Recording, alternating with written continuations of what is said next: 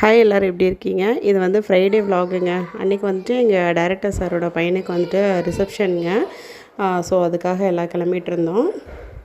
அன்றைக்கி ஃபங்க்ஷனுக்காக நான் வேர் பண்ணுறதுக்கு சூஸ் பண்ண சாரீ வந்து நம்ம ஆரவி கிளாத்திங் அப்படின்னு சொல்லி இன்ஸ்டாகிராம் பேஜ்லேருந்து ப்ரொமோஷனுக்காக அனுப்பிச்சிருந்தாங்க.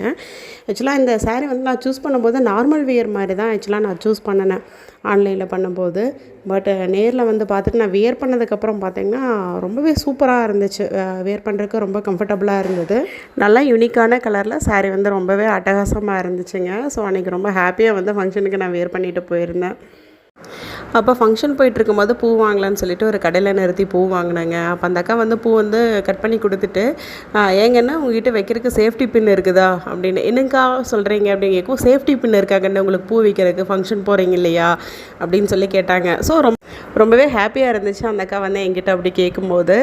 இது போல் தான் நம்ம ஆரவி கிளாத்திங்க நிர்மலா அக்காவும் அவங்க ரொம்ப கைண்டாக பேசினாங்க.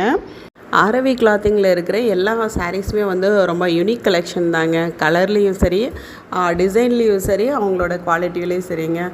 ஆரவி கிளாத்திங்கோட இன்ஸ்டாகிராம் பேஜ் வந்து நான் இதில் டேக் பண்ணியிருக்கேன். ப்ளஸ் டிஸ்கிரிப்ஷன்லேயே அவங்களோட டீட்டெயில்ஸ் வந்து கொடுத்துருக்கேங்க.